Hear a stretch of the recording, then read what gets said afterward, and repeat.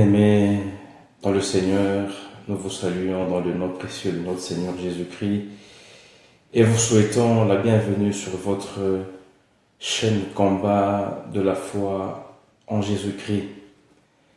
Nous sommes là encore pour poursuivre le grand thème, l'enseignement sur le grand thème, la moisson et non la Pentecôte.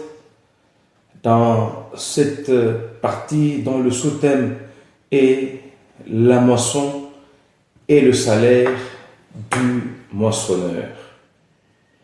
Parce que le moissonneur a un salaire. Nous ne le tirons pas dans le vide. Ce n'est pas non plus quelque chose qui n'a pas de base. Et rapidement, j'aimerais d'abord prendre un premier texte qui est dans Jean chapitre 4. Nous prendrons le 36e jusqu'au le 38e verset. Nous prendrons dans la version Louis Ségon et celle Parole de vie. Nous lisons au nom du Seigneur Jésus-Christ. Celui qui moissonne reçoit un salaire et amasse des fruits pour la vie éternelle, afin que celui qui sème et celui qui moissonne se réjouissent ensemble. 37. Car en ceci, ce qu'on dit est vrai. Autre est celui qui sème, autre est celui qui moissonne. 38. Je vous ai envoyé moissonner ce que vous n'avez pas travaillé. D'autres ont travaillé et vous êtes entrés dans leur travail. Et nous prenons la version Parole de vie. Celui qui récolte reçoit déjà sa récompense. Et il rassemble tout pour vivre toujours avec Dieu. Alors celui qui sème et celui qui récolte sont joyeux tous. En effet, il est bien vrai ce proverbe, quelqu'un sème, un autre récolte. Je vous ai envoyé récolter là où vous n'avez pas travaillé. Et vous profitez de leur fatigue. Là, c'est déjà le texte que nous avons annoncé, qui nous montre déjà que le moissonneur a un salaire. Ça, c'est Jésus qui parle.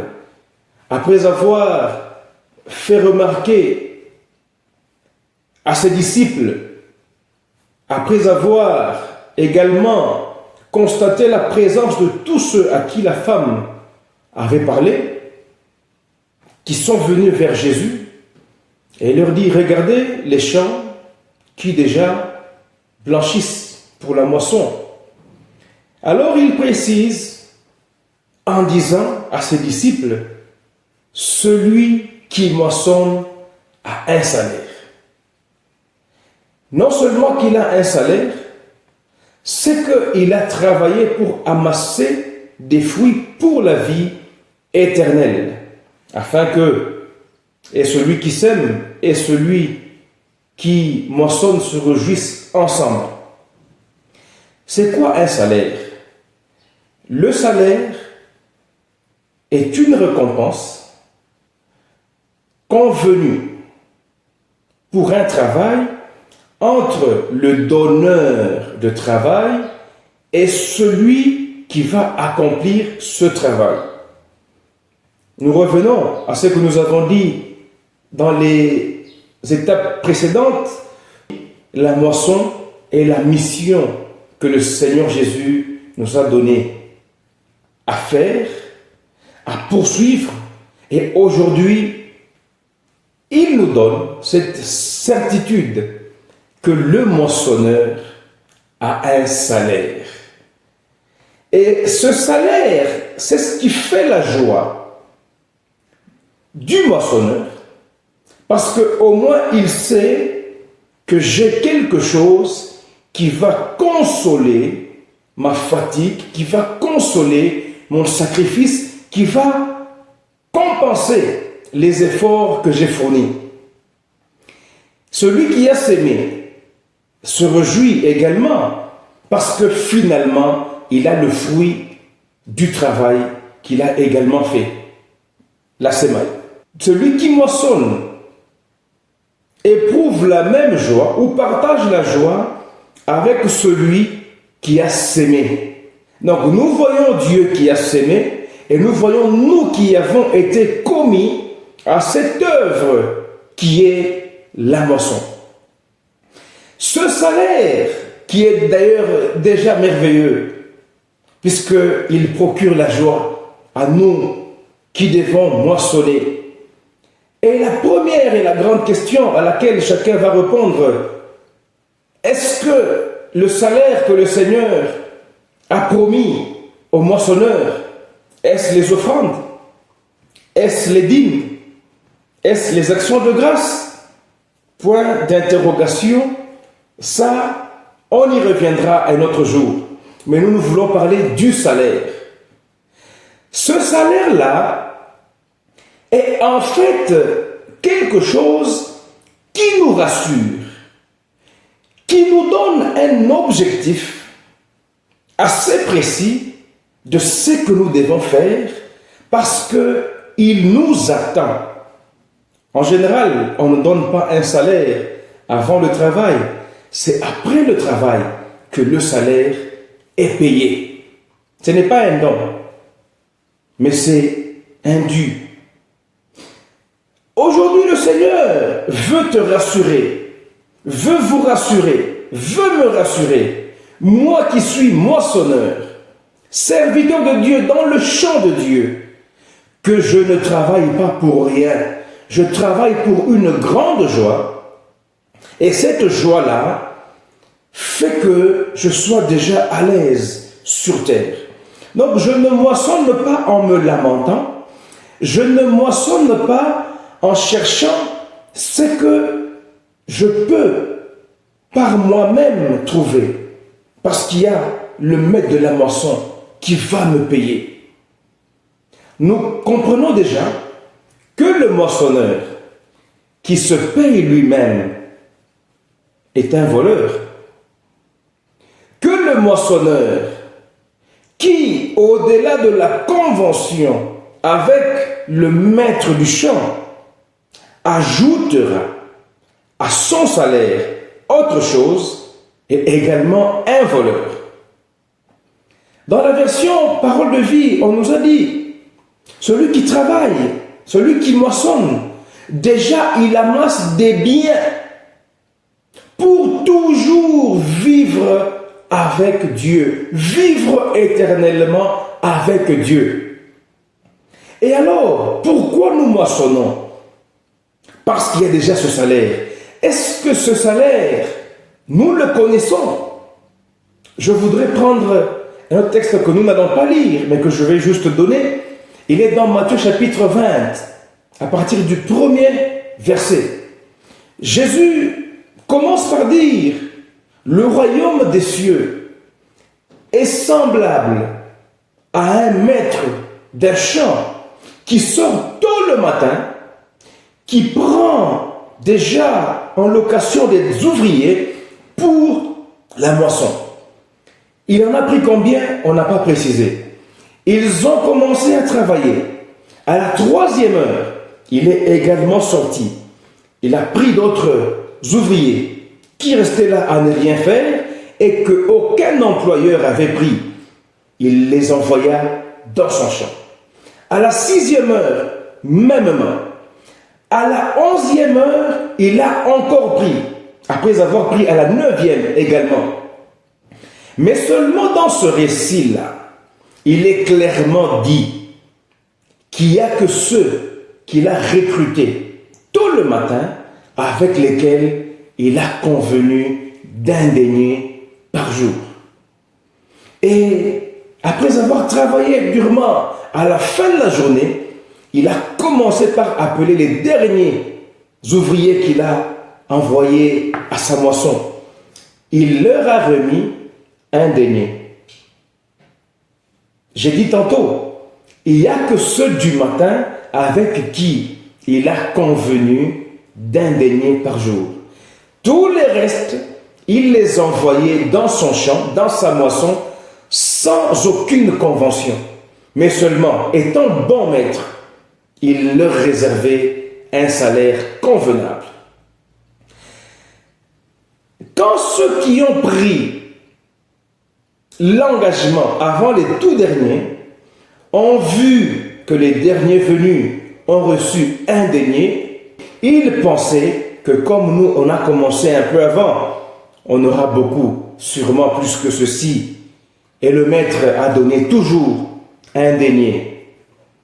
Même s'ils avaient murmuré, le maître de la moisson leur avait dit, n'ai-je pas le droit de faire de mon argent ce que je veux? N'ai-je pas convenu avec vous d'un denier? Suis-je autant injuste par rapport à vous? Pourtant, c'était la convention. Pour dire ceci, un denier, déjà, pour ceux qui avaient accepté, n'était pas seulement acceptable, mais représentait beaucoup plus. Parce qu'en ce temps-là, selon les recherches que nous avons pu faire, un denier représentait plusieurs journées de travail pour un ouvrier.